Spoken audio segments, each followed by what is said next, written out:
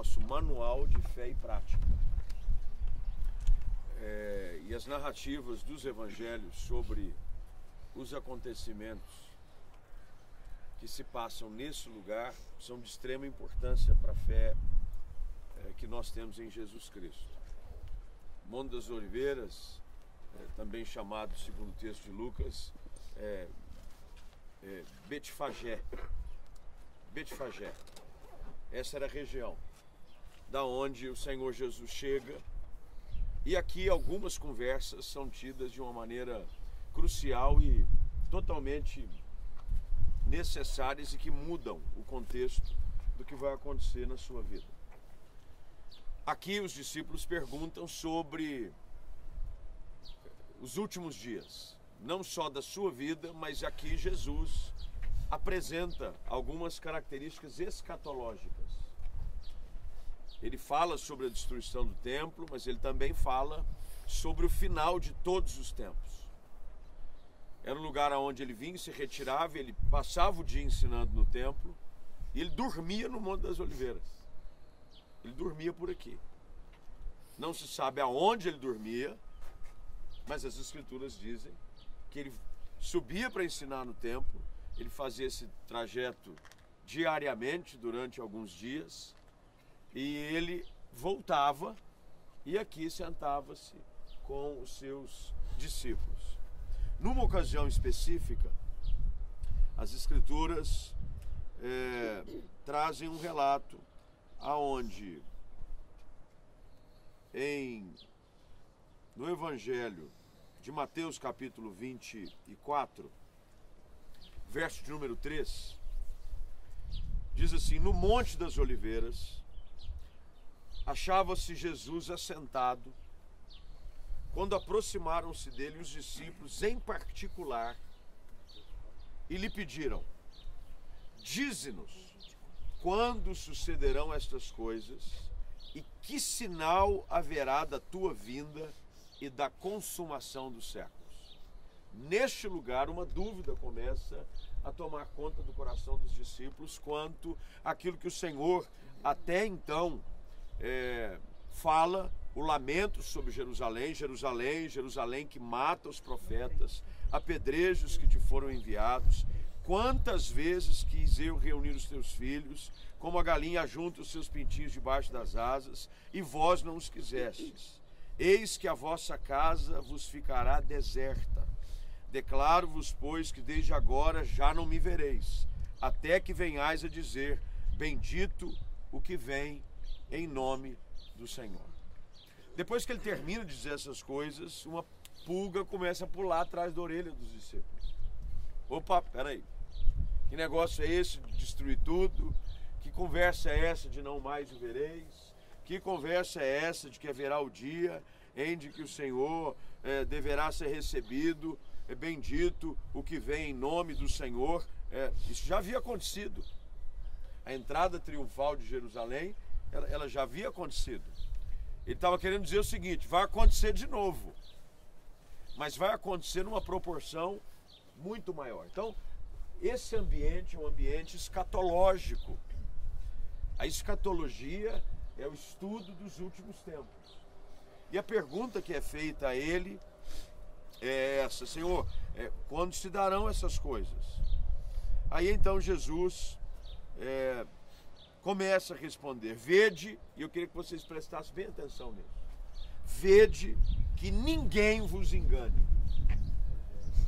O engano, a informação falsa, a informação trocada é um grande perigo para a nossa fé. A gente está mal informado quanto os acontecimentos finais. É por isso que eu volto a dizer, toda a informação histórica é importantíssima, mas o que dá norte à história é a Escritura Sagrada. E Jesus disse: ninguém vos engane, porque virão muitos em meu nome dizendo: eu sou Cristo, e enganarão a muitos. E certamente ouvireis falar de guerra, rumores de guerras. Vede, não vos assusteis, porque é necessário assim acontecer, mas não é o fim. Porque se levantará nação contra nação, reino contra reino, e haverá fomes e terremotos em vários lugares. Neste lugar, Jesus diz todas essas coisas. E ele diz, porém, isto é o princípio das dores. Então sereis atribulados, vos matarão, sereis odiados de todas as nações por causa do meu nome. Neste tempo muitos hão de se escandalizar, trair e odiar uns aos outros. Levantar-se-ão muitos falsos profetas e enganarão a muitos. E por se multiplicar a iniquidade, o amor se esfriará de quase todos. E aqui eu queria que você, se pudesse, anotasse em algum lugar, por gentileza, Mateus 24, versículo 13 e 14. Aquele, porém, que perseverar até o fim, esse será salvo. Neste lugar, Jesus diz, eu voltarei, enquanto isso haverá luta, dificuldade, perseguição, guerra, dores, o amor esfriaria, vai haver muita confusão. Mas ele diz, aquele que perseverar até o fim. Essa mesma palavra Jesus ecoa às igrejas da Ásia, quando o anjo da igreja recebe uma visita e uma carta, é a visão de que João tem na ilha de Patmos. E ele diz, aquele que perseverar até o fim, receberá a coroa da vida. E ele então vem, no verso número 14, e amarra o seu raciocínio sobre isso. E será pregado este evangelho do reino por todo o mundo, para testemunho para as nações, e então virá o fim. Eu queria aqui, dentro dessa vista maravilhosa, aonde Jesus olha para a esplanada do templo, ele olha para Jerusalém, ele olha, e por ser onisciente, isso quer dizer, ele estava no passado, ele vivia o presente, mas ele também já sabia do futuro. Isso é Deus. Ele olha para cá e diz, virão dias difíceis, mas há uma esperança. Se você perseverar até o fim, você vai ser salvo. O evangelho será pregado. E por causa do evangelho, haverá esperança para as pessoas. Então esse é um ambiente onde Jesus nos leva mais uma vez, como alerta os seus discípulos. Naquela ocasião, ele alerta os seus discípulos que aqui se encontram. Eu não acho que eram muito mais do que nós nos encontramos aqui. Ele andava sempre ladeado pelos 12. Alguns outros estavam juntos, fazendo o trabalho, porque a um ele mandava, vai ver aquilo ali, a outra ele diz, vai buscar aquilo lá. Outras as mulheres, lembra que as mulheres sempre os servindo, cuidando de algumas coisas. Mas quando você pega o texto das Escrituras, a conversa, ela é muito particular, porque o texto diz, já sob a narrativa de Marcos capítulo 13, no Monte das Oliveiras, presta atenção, de frente do templo, exatamente aqui, também já explicou, o templo estava ali onde está a cúpula dourada. Então olha a narrativa dos evangelhos. No Monte das Oliveiras, de frente para o templo, achava-se Jesus sentado e estava com ele apenas Pedro, Tiago, João e André, e lhe perguntaram em particular. Isso quer dizer o seguinte, a informação sobre a volta do Senhor e sobre os acontecimentos, sobre o final dos tempos, Jesus fala neste lugar, em particular com 4 pessoas. Ele diz o seguinte, a pergunta era essa, dize-nos quando sucederão essas coisas, que sinal haverá, quando haverão dessas coisas acontecerem. E Jesus então passa a explicar, e tarará, e de repente, aqui o texto é um pouco mais extenso, e aí ele fala sobre a vinda do Filho do Homem. ele fala sobre a parábola da figueira. Tudo isso é falado aqui. O que eu gostaria de convidar vocês a refletir sobre as palavras ditas aos 4 discípulos e registradas nos evangelhos para o seu coração hoje? Primeiro, tem uma porta fechada, o Tamir não sei se chegou a comentar, eu estava aqui um pouco refletindo. Se você olhar lá para frente, no meio de um cemitério ali, tem uma passagem que era a passagem que levava as pessoas a chegar no templo. Se não estou enganado, pode me corrigir com toda liberdade, porque é assim que a gente aprende. Tem a entrada formosa do templo por ali, que é onde depois, em Atos capítulo 3, Pedro e João encontram um homem coxo, assentado. Se tudo der certo, a gente vai conseguir subir na esplanada, estamos trabalhando para isso.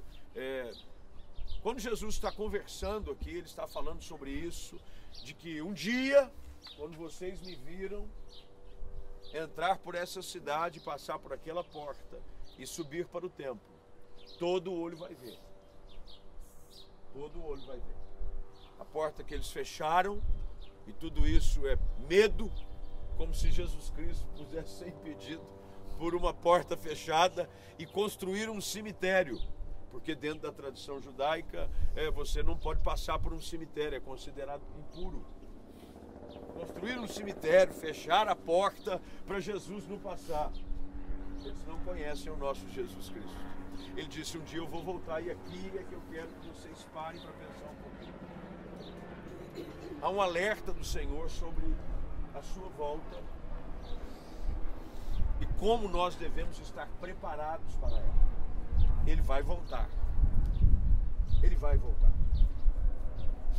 Assim como acredita-se de que neste mesmo lugar ele voltará. E ele diz, nós precisamos perseverar até o fim. Perseverar no Evangelho, perseverar no relacionamento com Jesus, perseverar na nossa fé, porque o cumprimento da palavra é real. Ele vai acontecer. Então compete a nós aqui nesse ambiente dizer, será que eu tenho andado com Deus para valer? Será que eu tenho perseverado com Cristo até o fim? É até o fim, gente. Não é de vez em quando, não é quando eu estou afim, não é quando a coisa é favorável, é até o fim. Fim ou da história ou o meu fim. Ou é o fim da história, porque se ele vier, ele vai levar a sua igreja. Aqueles que vivos estão, subirão para as nuvens com eles, é o que a Bíblia diz. Mas todo mundo aqui tem um fim se esse fim não chegar. Eu preciso perseverar até o fim. Fidelidade, obediência, para que nós possamos viver as promessas do Senhor Jesus, que voltará. Ele voltará. Ele voltará. Esse lugar é um lugar onde ele já esteve, mas ele voltará a estar. Ele já passou por aqui. O texto é claro, Marcos 13, de fronte para o templo, aqui, com os seus 4 discípulos, dos mais íntimos. Ele diz, galera, eu estou indo para um lugar chamado Gólgota, eu vou ser crucificado, ao 3º dia eu vou ressuscitar. Mas deixa eu te explicar uma coisa. Como diria Arnold Schwarzenegger, I'll be back. Eu vou voltar. Eu vou voltar. E é melhor vocês estarem preparados para se encontrarem com Ele. Para juntos com Ele vivermos para toda a eternidade. Que isso sirva de alerta para nós. Que isso seja de desafio para que possamos viver uma vida cristã de verdade. A gente não tem tempo. O nosso tempo é pouco. O dia do homem, segundo a Bíblia diz, a vida do homem é como vapor que logo se dissipa, passa rápido. Perseverar até o fim. Essas coisas acontecerão. E o nosso desafio é vivermos com intimidade cada vez maior com o Senhor Jesus Cristo, em obediência para a glória do seu santo nome.